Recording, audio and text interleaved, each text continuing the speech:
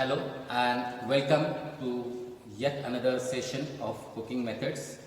Today I'll be demonstrating you the cooking method stewing.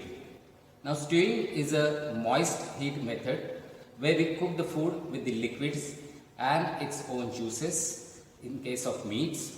So with stewing we try to keep the juices of the meat or the flavor of the vegetables and fruits intact.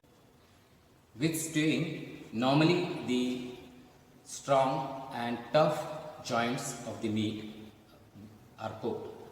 Normally the shoulder and the forelegs which are cooked, and the joints from that part of the body of the animal are cooked, mostly with the red meat.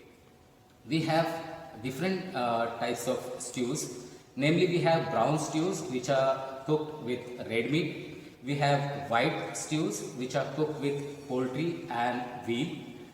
And we have miscellaneous stews. And in that miscellaneous stews, we have preparations like ratatouille, which is red in color, and the different types of vegetables are cooked in it. But the process is of stewing. Same with the bouillabaisse, where we cook the fish in the stock, but the color is white to pale. And we also stew some vegetables and fruits. Mostly with the vegetables it is less practiced, but then with the fruits it is largely practiced. As you guys must be aware of stewed apples, stewed pineapple, any stewed mixture of citrus fruits and the tough fruits, rather hard fruits you can say. The stone fruits also are used for stewing. Those are stewed with the added sugars, and with that sugar, the sugar is melted and the caramelization is carried out. The caramelization gives the appearance, taste and the coating to the food. It also enhances the taste and appearance of the stewed fruits. Now let's look at the meat joints. Now when we cook the meat, or rather the tough part of the meat, which is the upper part, rather you can say the fore part of the animal in case of beef and lamb and pork, where the forelegs and the shoulder, which is a tough part which has very strong muscles. Because of their movement, it is the animal develops the tough muscles in that part of the body. So these joints, rather the shanks, the legs, forelegs, shoulder part, these are the meat pieces or the meat joints which are cooked with the stewing. So initially in the stewing, the meat is seared on a high flame and then it is cooked on a slow temperature for a longer period of time. So initially the juices are sealed of the muscles, and then it is being cooked slowly so that the connective tissues, okay, which has the toughest collagen in them, they get cooked and get converted into gelatin, which is easily digestible with the human. So to understand the stewing process, I would like to share with you the recipe of mutton stew. So for that mutton stew, we will be taking the lamb meat and the vegetable mixture. So initially what we are going to do is we are going to sear the meat. We are going to cook the meat first, and when it is nearly done, we are going to add the vegetables and the seasoning to it so that it contributes to the flavor. We will not add the vegetables in the initial stage because, as you guys know, meat is tough to get cooked, and since we are going to use the shoulder meat, it will take more time to cook, and in that cooking process at that temperature with that long period, the vegetables are going to get mashed into it, rather it will get dissolved into the stew. So we will be losing the doneness of the vegetables. They will be overcooked and they might spoil the taste. So with this mutton stew, which is going to be a brown stew, which normally is called as a ragu in the French culinary, rather in French cuisine.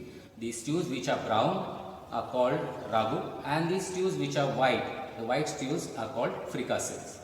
So today we are going to prepare the mutton ragu, as if you can refer it to the French cuisine. So let's look at the ingredients and the equipment which we are going to use for the stewing of the mutton. And in the process, I'll be discussing you the precautions, rather the requirements of the stewing as well. So let's look at the ingredients. The ingredients which we are going to use to prepare the mutton stew is your meat from the shoulder of the lamb, some additional bones for the flavor I am using. It is not necessary, but then with today's recipe I am going to use it because the butcher has given a nice pieces, supplied nice pieces of the bones, so I thought let's use them. So we'll be using the shoulder part of the meat and the bones together, and then we are going to use the leeks, carrots, tomatoes, some cauliflower, broccoli, shallots, baby potatoes, and for the seasoning and flavoring, crushed garlic, dry herbs, salt and pepper. To give it a texture, a slightly thick texture, we are going to use the brown roux. And initially, to season the meat, we are going to use the bay leaf and the peppercorns. We are going to saute the preparation in olive oil. It's an extra virgin olive oil. Now, as I have said initially that we can use remoulade stock or mixture of stock and wine, but then today I am going to use the plain water. The equipment which I am going to use is a pot with a tight lid and a spoon. Now for stewing, we need to trap the heat by the tight lid. So the conduction and convection, these are the two heat transfer method will be used in cooking the stew. So let's start cooking the mutton stew and discuss the stewing process as well. Now the pan is hot, which I have already kept on an induction. We'll add the olive oil.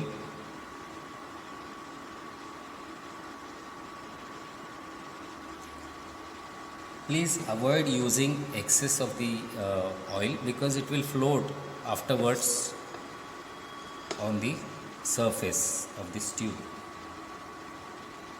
We'll allow it to heat it, and then we are going to add the meat and we are going to sear it first, and after that we'll be adding the garlic, some shallots and tomatoes. So it's hot enough. I'll just add the bones first, so it will allow the meat to move with them, so the meat pieces will not stick to the bottom.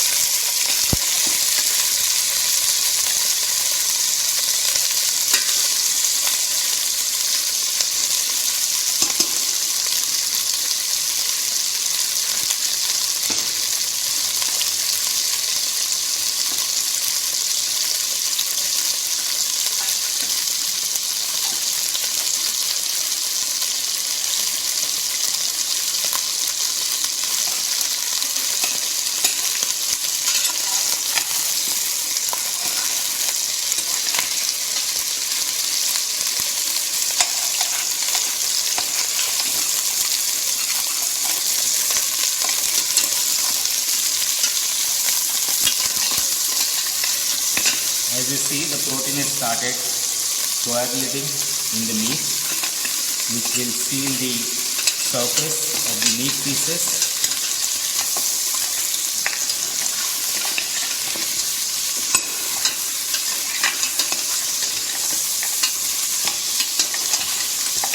Now at this stage, I'm just going to add few of the garlic.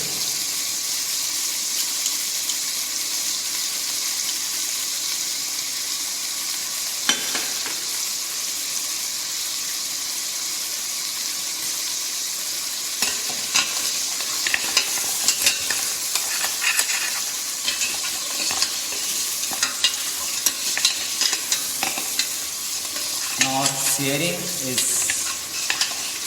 almost done. Now we will add few of the shallots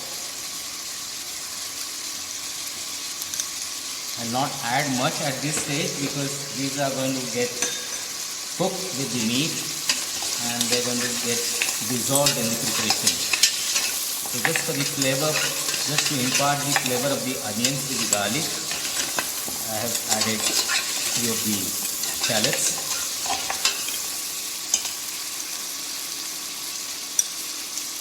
Now since we need to get the brown color,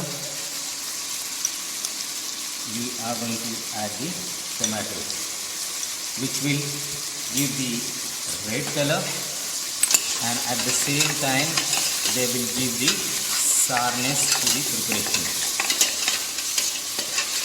You can use the concasse of the tomatoes, you can use tomato puree, you can use tomato paste, whichever is available with you. But then when you are cooking the brown stock, make sure you add the tomato.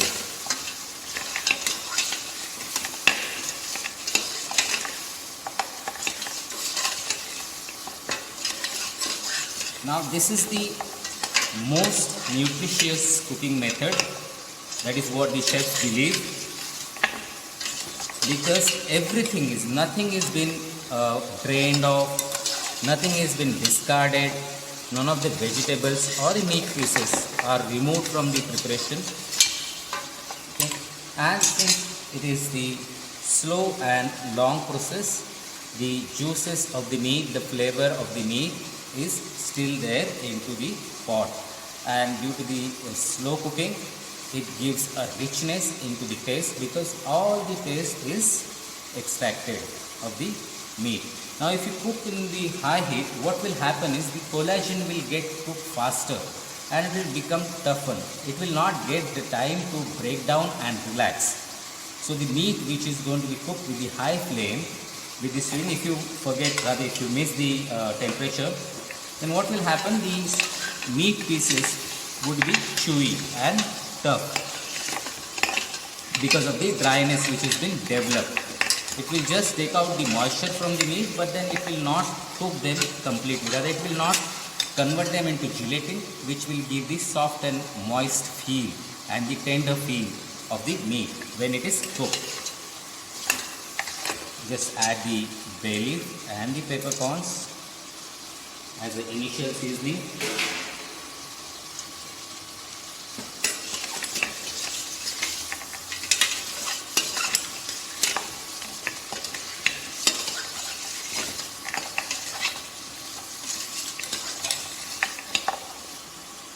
We'll add few leeks again for the flavor. We'll be adding this remaining leeks, shallots after getting the meat nearly cooked, so that it will not disturb the cooking of the meat, rather the stewing of the meat. And we want the vegetables also in their good shape and give a nice taste of a perfectly cooked vegetable. We don't want them to get overcooked and get it mixed in the stew.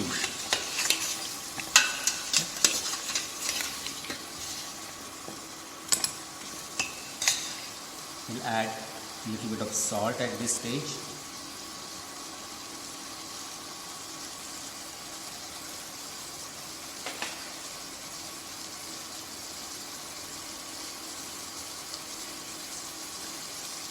Now we'll add some dry herbs. You can use fresh herbs. Fresh herbs will always give you good taste.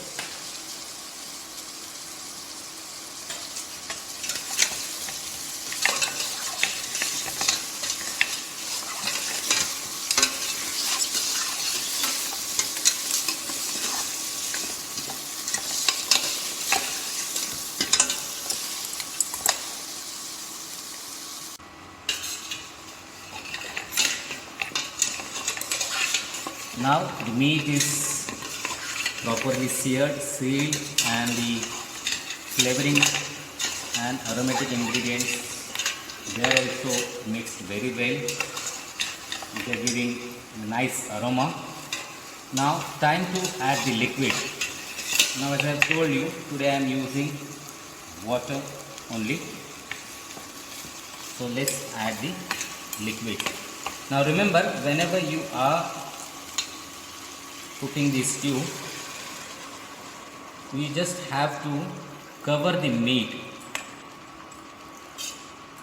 okay, with the liquid, not more than that. You just have to make sure minimum 2/3 of the meat pieces or the meat joint should be covered with the water. If you want more of the gravy or more of the stew liquid, then you can cover it completely. So I'll just add a little bit more, okay.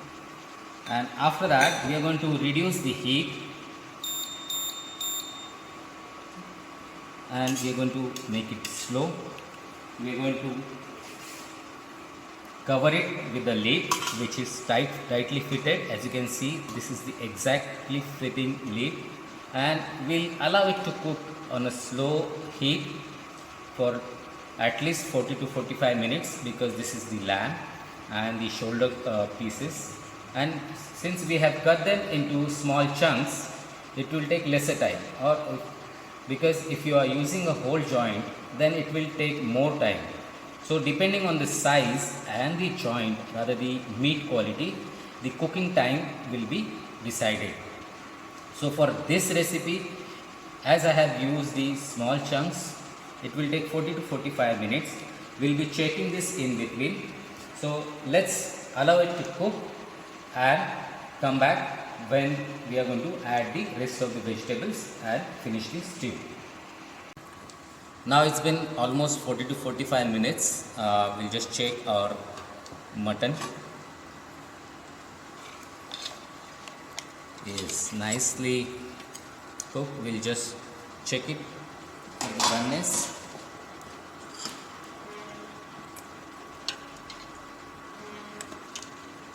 It should be nearly cooked.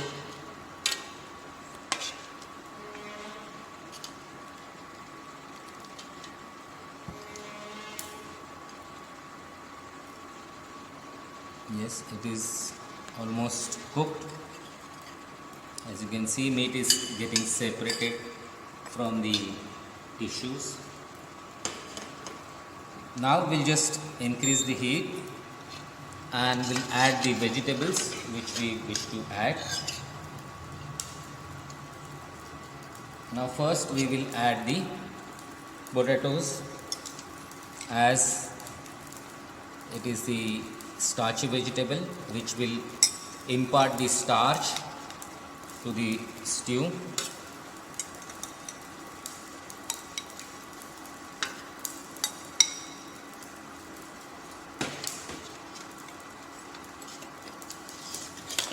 Just give it a mix.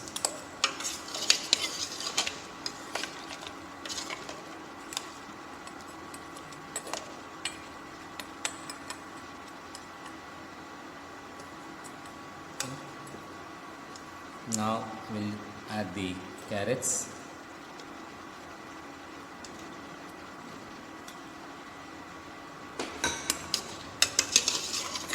Mix it.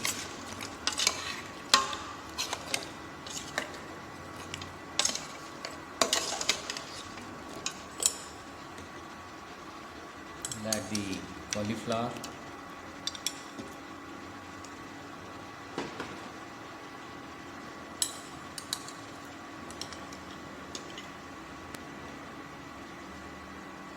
Broccoli. Now these are the vegetables we are adding for the nutritional contribution and at the same time the flavor. Leeks you can put less as per your preferences. You can omit, rather you can avoid using the leeks if you are using the onion, but this recipe I am using the onions, that is the small shallots as well.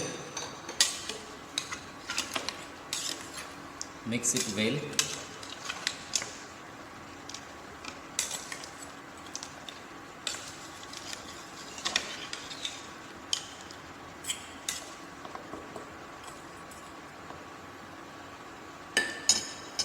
Now we will again cover it for a while.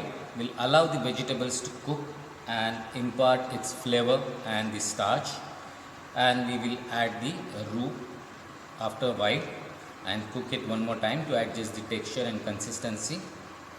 So let's allow the vegetable to cook.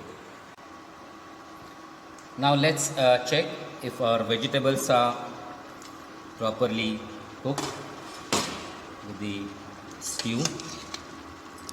Yes, as you can see, the vegetable color is bright enough, and the potatoes, if we check,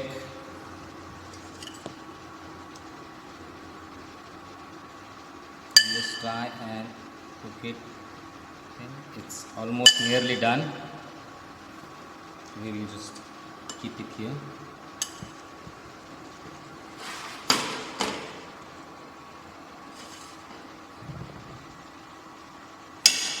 Yes, it's nearly done. So at this time, we'll be adding the brown roux.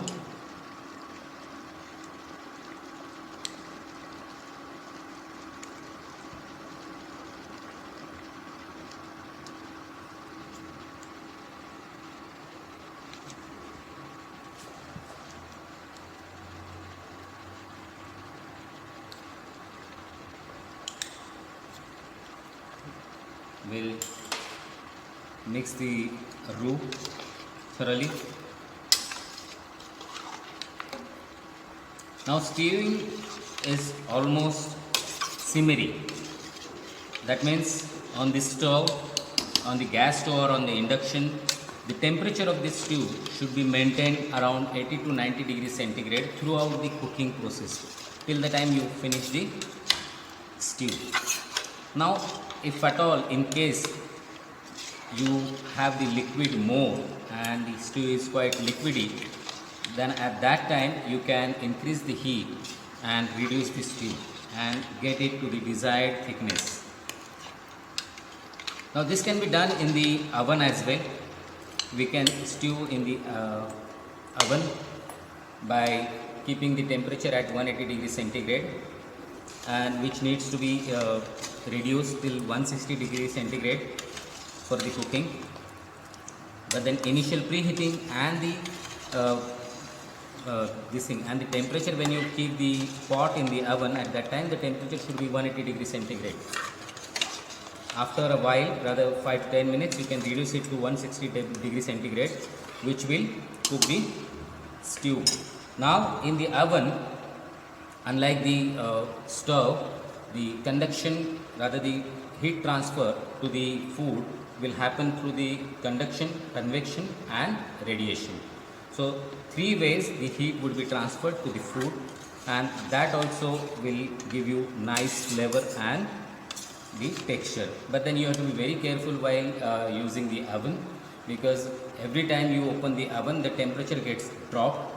So controlling the temperature with oven stewing is slightly critical. So it's better, rather preferably you should do it on the stove. Now the vegetables and the roux will allow it to cook it further, and when it is thickened properly, we'll serve it. So let's come back with the presentation of the mutton stew. So here is our mutton stew ready to serve with the bread. Normally the hard crusted bread is served with the stew so that you can dip it and have the liquid. So just to wind up the points, you need to take care of the temperature and the time depending on the size of the food commodity, especially when you are using the meat for stewing. So the temperature and the timing. And with the fruits, when you are going to do the fruits for stewing, you just have to saute them on a high flame and add the sugar when the juices are oozing out from the fruit, and that you can use it for the sugar to convert it into a nice caramelized sugar syrup, which will coat the fruit and you will have the stewed fruits. Hope you have understood the process of stewing the food. Please like and share this video, subscribe it, and please do practice the stewing method with fruits, with meat, with vegetables, whichever food stuff you would like to. So all the best for that and have a good day.